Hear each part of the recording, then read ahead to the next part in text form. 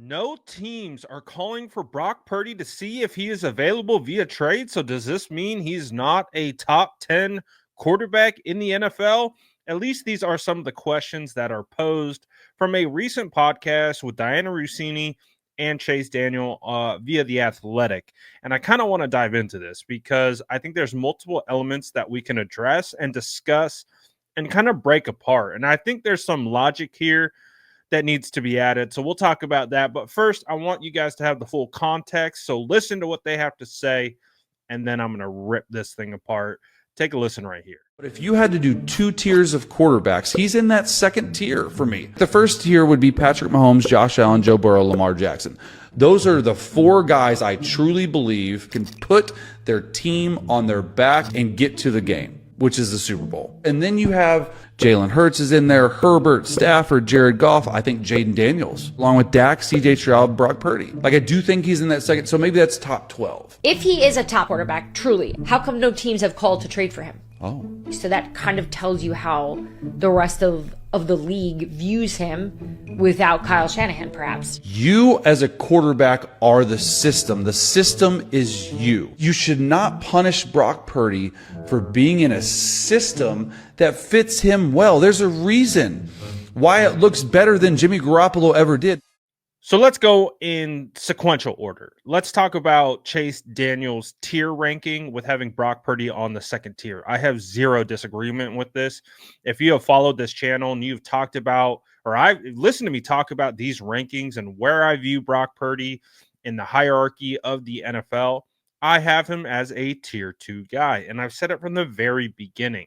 For me to call someone elite, they have to either have elite physical traits on top of elite intangibles and quickly ascend, i.e. Jaden Daniels, who I don't have in the elite tier just yet, or you have to do it for a period of time, consistently playing high or consistently playing at an elite level.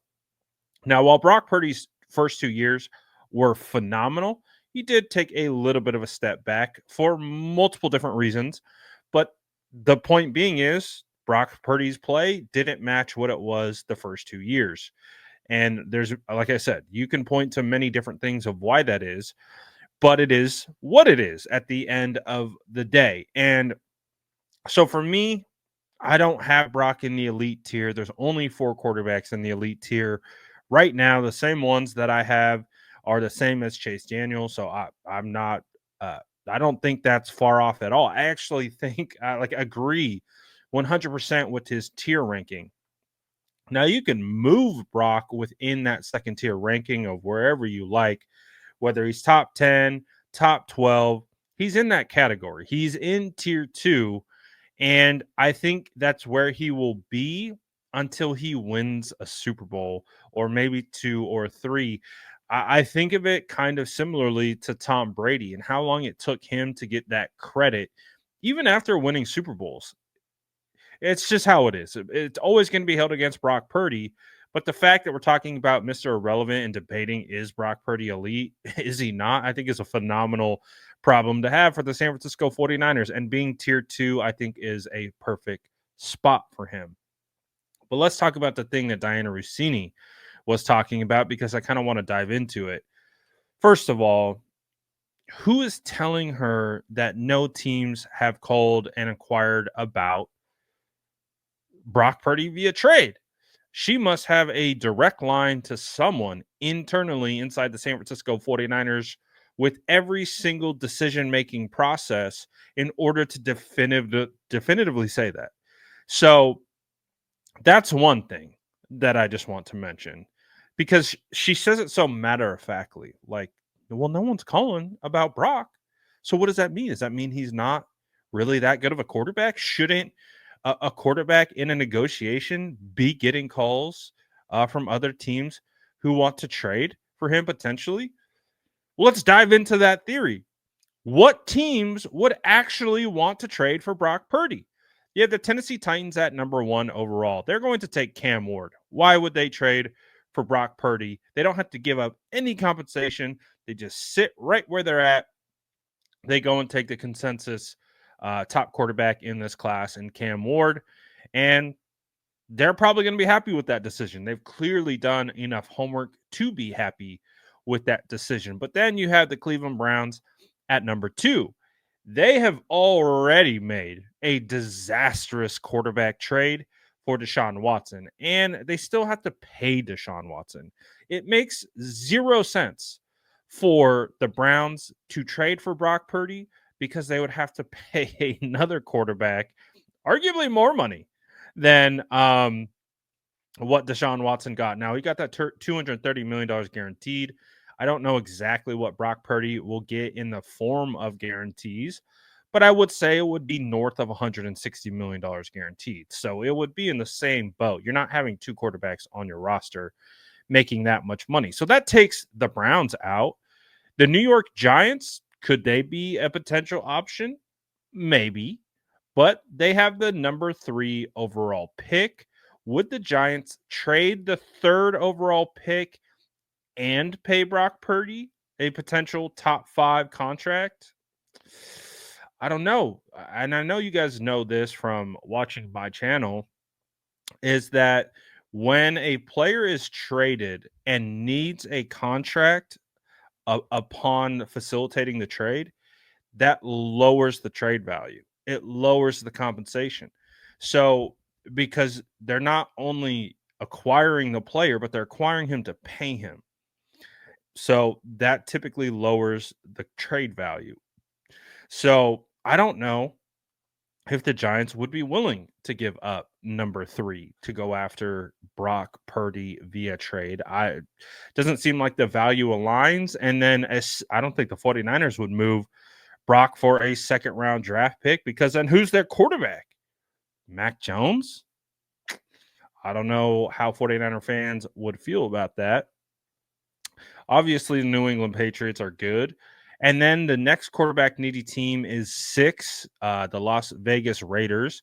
Well, actually, they're not quarterback needy anymore. They traded for Geno Smith and then paid him. So strike them off the list. The Jets, they paid what's his name? Our former draft crush and Prince, Justin Fields. So they're off the list. The New Orleans Saints are still paying Derek Carr $40 million for this season. And maybe the Saints are thinking, man, if we just wait out 1 year, maybe we could be in the Arch Manning sweepstakes.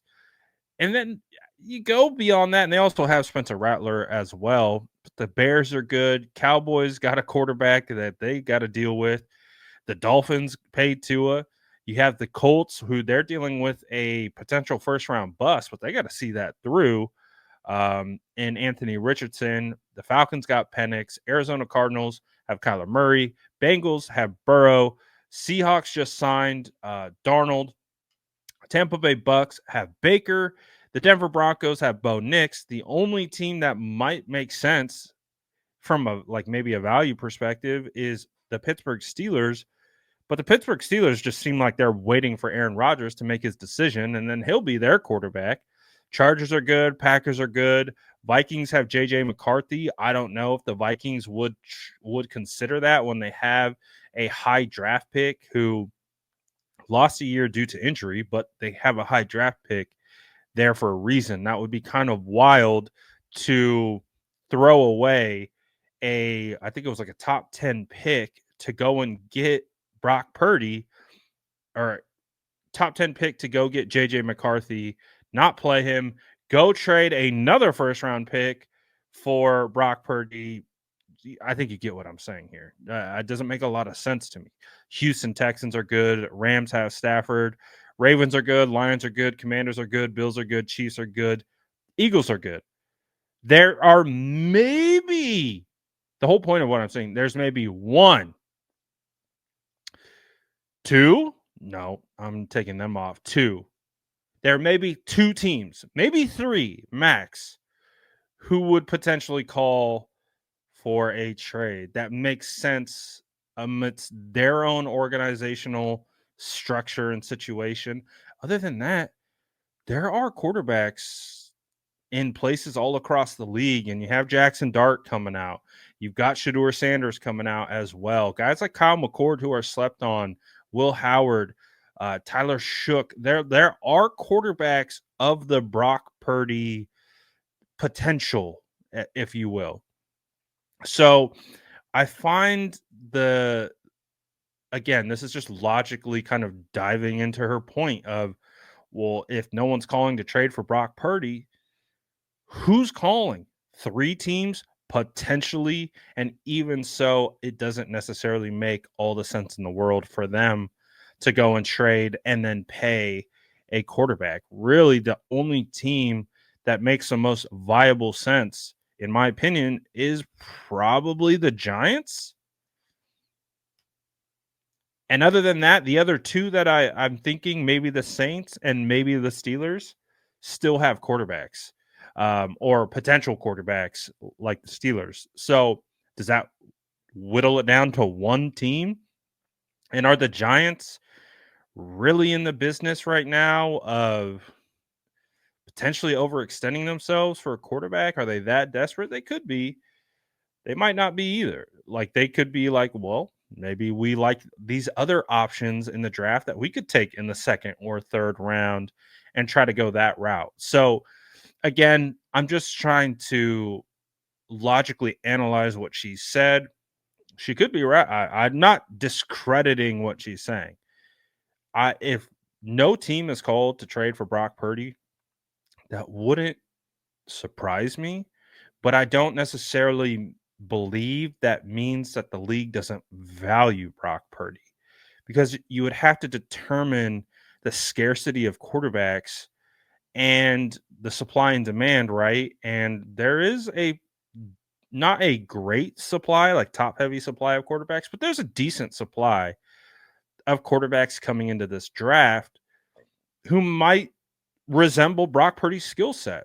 So maybe a team's like, well, instead of trading and then paying, what if we just go our own 49ers route? What if we just go draft a quarterback and we do the old fashioned thing and develop them?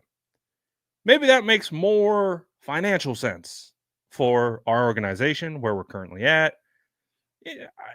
So I don't love how she contextualized it. Like, oh, that must maybe perhaps the league doesn't view Brock Purdy as a top quarterback. I'm like, I don't know. Brock Purdy's beaten a lot of teams in this league. So we'll see. It doesn't mean every team has to love Brock Purdy, and that doesn't mean every team would trade for Brock Purdy. I just don't think it automatically means what Rossini is kind of suggesting. That's my thoughts on it. You can fully disagree with me. That's just the way I'm kind of interpreting it. And it's just like, also, too, she must have a phenomenal source inside the San Francisco 49ers building to say that so confidently. Like, well, no one's calling on them. Like, oh, who told you that? John Lynch? John Lynch secretary? Who's saying that to you? I don't. Good for you. Diana Rossini's been on it. I also want to give her respect. I'm not discrediting her or her sources at all. She broke the Robert Saleh news. She's been on it. So Diana, I would say, arguably is having one of the best off seasons of any insider. She's been killing it. Her and Mike Silver are like a tandem.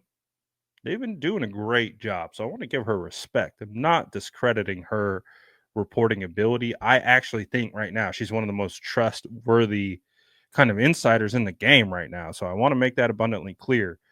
But I do find the logic associated with it just to be, I don't know if I would go that far to say that teams don't view him as highly just because teams aren't calling. I think you get my drift. But let me know what you guys think in the comments below. And as always, make sure to like and subscribe for more updates.